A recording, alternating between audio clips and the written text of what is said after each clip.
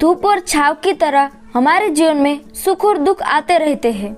हमें लगता है कि हमारे जीवन में हजारों दुख है, लेकिन अगर वास्तविकता में देखा जाए, आंखें खोलकर देखा जाए, तो जीवन में सिर्फ एक ही दुख होता है। और वो दुख क्या है, इस कहानी के माध्यम से हम समझ जाएंगे कि वह एकमात्र दुख क्या है और उसका समाधान क्या है। तो आपके दुख का निवारण करने के लिए इस कहानी को आखिर तक जरूर सुने। इससे पहले कि आप इस कहानी में खो जाए, इस चैनल को सब्सक्राइब जरूर कर ले। तो चलिए इस कहानी को शुरू करते हैं। एक गांव में सबल नाम का एक आदमी रहता था। वो अपने जीवन से बहुत निराश था। उसकी निराशा का कारण यही था कि वो अभी तक कुछ भी नहीं करता था। उसके घर वाले उसे दूसरों का उदाहरण देकर ताने मारते थे और कहते थे कि वो सब तो कामयाब हो गए और तू वही का वही रह गया। जब भी वो कहीं बाहर जाता तो लोग उससे पूछते हैं कि तुम क्या कर रहे हो, और उसे ये कहने में बहुत शर्म महसूस होती कि वो अभी कुछ नहीं कर रहा, करने की कोशिश कर रहा है। धीरे धीरे उसने लोगों से मुंह छिपाना शुरू कर दिया। उसका दुख इतना बड़ा था कि उसको लगता था कि वो धरती पर बोझ है और उसके बस में कुछ भी करना नहीं है। वो कुछ कर ही नहीं सकता, तो वो चिकर क्या करेगा, उसे तो मर जाना चाहिए। वो अकेले में बैठकर रोता और भगवान को दोष देता। एक दिन उसने नगर में एक गुरु को देखा जो दुख के ऊपर अपना प्रवचन दे रहे थे। गुरु कह रहे थे कि दुख एक गुरु की तरह होता है जो आपको जीवन के बारे में समझाता है और आपको सही से जीने का तरीका बताता है। आप चाहे तो दुख रूपी गुरु से अपना जीवन सीख सकते हैं या दुख में डूबकर बैठे बैठे रो सकते हैं। सबल भी ये बातें सुन रहा था। जब उपदेश खत्म हुआ तो उसने गुरु से कहा, दुख कुछ सिखा कर नहीं जाता बल्कि पीड़ा देकर जाता है। दुख की पीड़ा अनंत होती है। ऐसा लगता है कि इसके बाद कुछ नहीं मिलने वाला, कुछ नहीं होने वाला। मृत्यु उसके सामने कम लगती है। गुरु ने पूछा कि क्या दुख है तुम्हें। सबल ने अपनी सारी परेशानी गुरु को बता दी और कहा कि मेरे दुख का आपके पास कोई समाधान नहीं है। गुरु ने मुस्कुराकर कहा कि जब तुम्हारे जीवन में असली दुख आए तभी मेरे पास आना, मैं उसका समाधान अवश्य करूंगा। ये कहकर गुरु वहाँ से चले गए। सबल ने सोचा कि क्या मेरा दुख असली नहीं है, क्या ये दुख जो मैं झेल रहा हूँ दुख नहीं है। कोई भी मेरे दिल का दर्द नहीं समझता और घर वाले नहीं समझते तो ये गुरु क्या समझेंगे। अपने दुखों से परेशान होकर सबल ने एक निर्णय लिया कि वो कुछ करके दिखाएगा। उसने छोटा सा व्यापार शुरू किया। उसे उसके व्यापार में सफलता नहीं मिल रही थी, पर उसके घर वाले बहुत खुश थे कि वो कुछ तो प्रयास कर रहा है। धीरे धीरे उसे सफलता मिलने लगी और फिर उसने रफ्तार पकड़ ली। वो 2 सालों के भीतर ही एक बड़ा व्यापारी बन गया। अब उसके आसपास काफी लोग थे जो उसे पसंद करते थे, जो उसकी चिंता करते थे, जो उसके कार्यों की सराहना करते थे, प्रशंसा करते थे। उसके माता पिता भी अपने बेटे की प्रशंसा करते करते नहीं थकते थे। उसके मित्रों की संख्या दिन ब दिन बढ़ती जा रही थी और वो बहुत खुश था। फिर उसके कुछ दोस्तों ने उसको सलाह दी कि उसे अपना व्यापार और बड़ा करना चाहिए। जब वो बड़ा व्यापारी बनकर इतना खुश है तो सोचो, अगर तुम इस नगर के, इस राज्य के सबसे बड़े व्यापारी बन जाओगे तो कितना सुख होगा तुम्हारे पास, कितने लोग तुमसे जुड़ेंगे, कितना यश तुम्हारा फैलेगा और स्वयं राजा भी तुम्हारी तारीफ करेंगे और जरूरत पड़ने पर तुमसे ही धन उधार लेंगे। ये बात सबल के मन में बैठ गई थी और अब वो और ज्यादा मेहनत करने लगा। लेकिन ये सब कुछ उसे बहुत जल्दी चाहिए था। ज्यादा समय इसमें वो बर्बाद नहीं करना चाहता था, इसलिए उसने कुछ ऐसे काम किए जो उचित नहीं थे। उसने बहुत बड़ी मात्रा में धन उधार ले लिया और वो यहीं पर नहीं रुका। ज्यादा मुनाफा कमाने के चक्कर में उसने अपनी माल की गुणवत्ता खराब कर दी। उसके मित्र उससे जैसा कहते थे वो वैसा ही करता रहा। दूसरे व्यापारियों के खिलाफ षड्यंत्र भी रचने उसने शुरू कर दिए। अब उसके जीवन का सुकून कहीं चला गया था। उसे अब रातों में नींद नहीं आती थी। वो हमेशा कुछ उधेड़-बुन में लगा रहता था। सुख साधन की सारी वस्तु होने के बाद भी उसे किसी चीज में सुख नहीं मिल रहा था। एक दिन सबल अपने रथ में बैठकर एक मार्ग से जा रहा था। रास्ते में उसने उसी गुरु का आश्रम देखा। गुरु के पास पहुंचा और कहा, गुरुदेव, आपने कहा था कि असली दुख हो तो ही मेरे पास आना। मेरे जीवन में बहुत दुख है, मैं रात को सो भी नहीं पाता हूँ। सबल गुरु को अपनी सारी बात बताता है। गुरु ने कहा कि जब तुम पहली बार मिले थे तब भी तुम किसी दुख में थे। उस दुख से तुमने क्या सीखा? सबल ने कहा, मैंने सीखा कि केवल सोचने मात्र से कुछ नहीं होता। अपने सोच को साकार करने के लिए कर्म करना पड़ता है और केवल कर्म करने से कुछ नहीं होता। कर्म को अंतिम पड़ाव तक लेके जाना आवश्यक होता है। चाहे रास्ते में कितनी भी बाधा आए, कितनी भी निराशा आए, चाहे ऐसा क्यों न लगे कि अब कुछ नहीं होगा, तब भी यह मानकर कि जो कार्य मैं कर रहा हूँ इसमें सफल होकर ही रहूंगा। कर्म करना चाहिए। लोग केवल सफल आदमी को ही महत्व देते हैं, बाकी चाहे कोई कितना भी अच्छा क्यों ना हो, इस दुनिया के लिए वो बोझी कहलाता है। गुरु मुस्कुराए और कहा, जब तुम्हारे जीवन में असली दुख आए तब मेरे पास आना, उसका समाधान मैं अवश्य करूंगा। सबल फिर से आश्चर्यचकित हो गया कि ये दुख क्या असली दुख नहीं है? आखिर असली दुख होता क्या है? लेकिन उसने कुछ नहीं बोला। सबल ने गुरु को एक घड़ा भेंट किया जो सोने के सिक्कों से भरा था। घड़े को देखकर गुरु ने कहा कि इस घड़े को वहाँ उस पेड़ के नीचे गड्ढा खोदकर दबा दो, ये मेरे किसी काम का नहीं। सबल ने ऐसा ही किया और वो वहाँ से चला गया। धीरे धीरे सबल को व्यापार में घाटा होने लगा। उसकी धन संपदा धीरे धीरे घटने लगी और एक ऐसा समय आया जब उसके ऊपर बहुत कर्जा हो गया था। लेकिन वो निश्चित था क्योंकि कर्ज उसके मित्रों द्वारा ही उसे दिया गया था। वो सोचता था कि उसके मित्र उसे बुरे समय में उसका साथ देंगे, पर ऐसा कुछ नहीं हुआ। सबसे पहले उसके मित्रों ने अपना उधार धन मांगना शुरू कर दिया। न देने पर जान से मारने की धमकी तक दी। उसके शुभचिंतक, उसके चाहने वाले सब उससे दूर होते चले गए। उसके पिता उसकी गलतियों को उसे गिनवाने लगा। उसकी सारी संपत्ति नीलाम हो गई। उसके पास कुछ नहीं बचा था। वो सड़क पर आ गया। उसने अपने पिता से सहायता मांगी। पिता ने कहा कि मेरे पास तो ये थोड़ी सी संपत्ति है, अगर मैं तुम्हें ये दे दूं तो मैं तुम्हारी माँ को कहाँ रखूंगा? हमारा सहारा ये संपत्ति है बेटा। उसके जीवन में बहुत गहरा दुख था। उसके आसपास कोई भी ऐसा नहीं था जो उसे संभाल सके। इस धोखे की वजह से वो टूट गया था। लगता था कि जीने का कोई मतलब नहीं है, मृत्यु ही एकमात्र रास्ता है और मरने के लिए एक नदी की तरफ जा ही रहा था। तभी रास्ते में उसे याद आया कि गुरु ने कहा था कि जब उसके जीवन में असली दुख आए तो उसके पास आए और वो उसके दुख का समाधान कर देंगे। सबल गुरु के पास गया और उसने गुरु को सारी बात बताई और कहा कि मेरे दुख का समाधान कीजिए गुरुदेव। गुरु ने कहा कि जब तुम्हारे जीवन में असली दुख आए तभी मेरे पास आना, मैं उसका समाधान अवश्य करूंगा।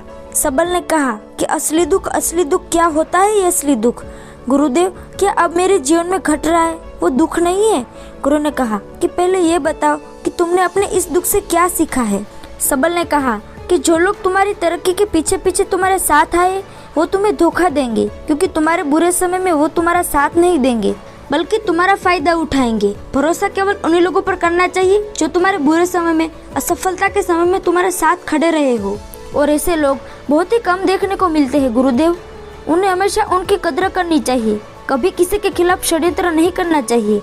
ईमानदारी और धैर्य के साथ काम करना चाहिए। लालच नहीं करना चाहिए।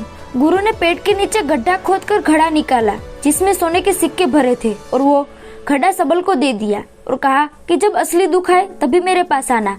सबल को उस घड़े से थोड़ी उम्मीद मिली। उसने गुरु को प्रणाम किया, धन्यवाद किया और वो वहाँ से चला गया। उस धन से उसने दोबारा व्यापार शुरू किया और अब वो छोटा सा व्यापारी बनकर भी खुश था और ईमानदारी से काम करते करते वो फिर से एक बड़ा व्यापारी बन गया। हालांकि इसमें उसे अब कुछ समय लगा, लेकिन अब वो खुश था। उसका जीवन खुशियों से भर गया था।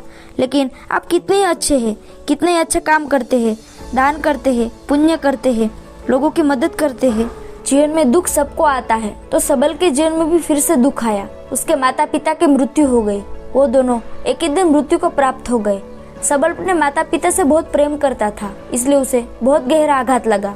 वो उन्हें शमशान ले गया, वहाँ पर उनकी अंतिम क्रिया की। सबल ने जब उन्हें चिता में जलते हुए देखा तो उसका मन बेचैन हो उठा। उसके मन में हजारों सवाल खड़े हो गए। वो घर वापस आया तो उसने अपने माता पिता के संपत्ति को देखा जिसके लिए वो हमेशा लड़ते रहते थे। आज वो लावारिस की तरह पड़ी थी। उसकी देखरेख करने वाला, उसे देखने वाला कोई नहीं था।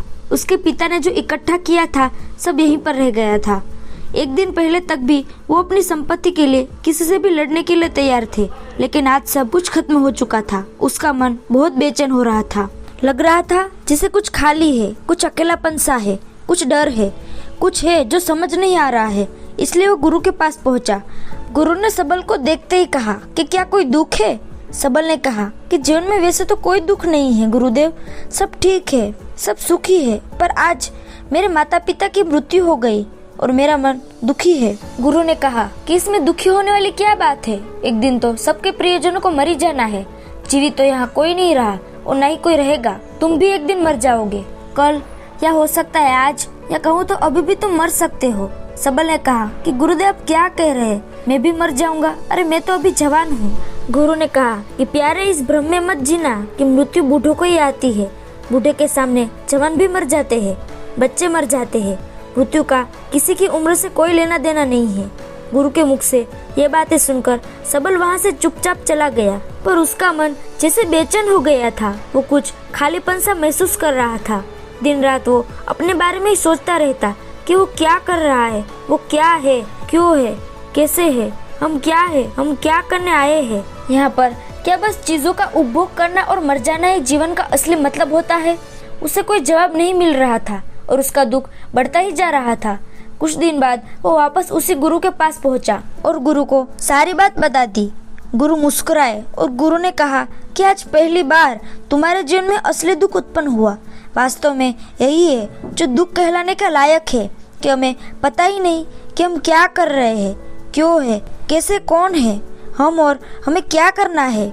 सबल ने कहा, गुरुदेव मेरे दुख का समाधान कीजिए। गुरु ने कहा कि हम सब अपने जीवन भर क्या इकट्ठा करते रहते हैं। सबल ने कहा कि गुरुदेव सभी लोग धन संपत्ति, मान सम्मान, प्रेम, परिवार, मित्र, शत्रु, पद, प्रतिष्ठा इकट्ठा करते रहते हैं। गुरु ने कहा कि क्या इनमें से कुछ भी हम इकट्ठा करके हम अपने साथ ले जा सकते हैं? सबल ने कहा कि नहीं गुरुदेव, इनमें से तो कुछ भी नहीं ले जा सकते। मेरे माता पिता के साथ भी कुछ नहीं गया, सब तो यहीं पर छूट गया। गुरु ने कहा, ध्यान से समझना, इस दुनिया में हम जिसे इकट्ठा करते हैं उसे हम कभी इकट्ठा करते ही नहीं। सभी चीजों को देखते हैं लेकिन उसे देखते ही नहीं। जिसे हमें इकट्ठा करना है वो है हम खुद। हम इस दुनिया में अपने आप को इकट्ठा करना है ताकि जब हमारी मृत्यु हो तब हम एक हो सके और अपने आप को पहचान सके। हम बटे हुए हैं प्रेम, नफरत में, क्रोध में, क्रूरता में, धन संपत्ति में, पद में, प्रतिष्ठा में, सम्मान में, पहचान में, धर्म में, जाति में, दूसरों को लूटने में और अपने आप को लुटाने में, और ऐसी ही हजारों लाखों वासनाओं में हम बटे हुए हैं। हम टुकड़ों में जीवन जी रहे हैं। हमारी चेतना कभी भी एक नहीं हो पाती। हमारी ऊर्जा शक्ति बिखर गई है। इसलिए हमारे पास इतना भी समय नहीं है या इतनी भी शक्ति नहीं है कि हम मुड़कर अपने ओर देख सके। वास्तव में लोग जिंदगी भर जीने दुख दुख कहकर चिल्लाते रहते हैं और उनका समाधान खोजते रहते हैं। उन्हें उनका समाधान कभी मिलेगा ही नहीं, क्योंकि जिन्हें वो दुख कहते हैं वो दुख है ही नहीं। इसलिए यहाँ किसी को भी अपने दुख का समाधान नहीं मिलता, पर वो एक परिस्थिति से छूटकर दूसरी परिस्थिति में फंस जाते हैं। जैसे वो पहली समस्या में रो पड़ते थे वैसे ही वो दूसरी समस्या में रो पड़ते हैं। हमेशा ही एक समाधान नजर आता है, वो है मृत्यु, पर वो भी कोई समाधान नहीं है। इसलिए इन सब का घर पर हम समाधान चाहते हैं तो अपने आप को इकट्ठा करो, अपनी ऊर्जा को संसार में वापस खींचो, उसे एकत्रित करो, अपने ऊपर ध्यान दो, अपने पर ध्यान लगाओ। मृत्यु से पहले अपने आप को पहचान लो। ऐसे ही बिखरे मत रहो, ऐसे ही बिखरे हुए मत चले जाना। सबल ने कहा, तो क्या गुरुदेव हमें ये संसार छोड़ देना चाहिए? अपनी इच्छाओं को मार देना चाहिए? धन संपत्ति इकट्ठा नहीं करनी चाहिए? क्या हमें यहाँ किसी से प्रेम भी नहीं करना चाहिए? गुरु ने कहा, तुमसे इच्छाएं, कामनाएं और वासना ऐसे ही निकलती है जैसे पहाड़ से कोई पत्थर गिर रहा हो, जिस पर पहाड़ का कोई नियंत्रण ही नहीं है सिवाय देखने के और परेशान होने के। जब तुम एकत्रित हो जाते हो तब जो भी तुम करते हो वो सब नियंत्रण में रहता है। तब इच्छाएं भी तुम्हारी इच्छा से निकलती है। सबल ने कहा, गुरुदेव आपने मेरे सच्चे दुख का निवारण कर दिया, आपका बहुत आभारी हूँ। अब मैं अपने आप को एकत्रित करूँगा। गुरुदेव मानव शरीर में बहुत ऊर्जा है, बहुत शक्ति है, पर वो बेकार की चीजों में बटकर रह गई है, व्यर्थ की चीजों में लगी रहती है। दोस्तों, अक्सर हम ऊपर वाले से सवाल करते हैं कि हमारे जीवन में इतने दुख क्यों है। हम सभी के मन में ये सवाल उठता है और इसका जवाब है कि वो परमात्मा हमें उस परम दुख तक ले जाना चाहते हैं, उस सबसे बड़े दुख तक ले जाना चाहते हैं जहाँ पर हमें पता चल सके इंसानियत आत्मा का असली दुख क्या है। और वो दुख है अपने आप को ना पहचान पाना, अपनी शक्तियों को ना पहचान पाना, अपने आप को इकट्ठा न कर पाना, अपने आप पर नियंत्रण न रख पाना। हमारे जीवन में यही दुख होता है, लेकिन इस दुख को ना देखकर हम सभी प्रकार के दुख देखते हैं, लेकिन इस दुख पर हमारा कभी ध्यान नहीं जाता। और वास्तव में होना ये चाहिए कि जब हमारे जीवन में दुख आते हैं तो हमारी सोच वहाँ पर जानी चाहिए कि मैं क्यों हूँ, मैं क्या हूँ। और जब ये एकमात्र दुख आपके जीवन में आपको नजर आता है तब आप ध्यान की तरफ बढ़ते हैं, तब आप अपने आप को खोजने की तरफ चलते हैं। तो दोस्तों, कैसे लगी आपको ये कहानी कमेंट सेक्शन में जरूर बताना, और अच्छी लगी तो इस चैनल को सब्सक्राइब करना ना भूलें। तो मिलते हैं अगली कहानी में, तब तक के लिए अपना ख्याल रखें। Thank you for watching, bye.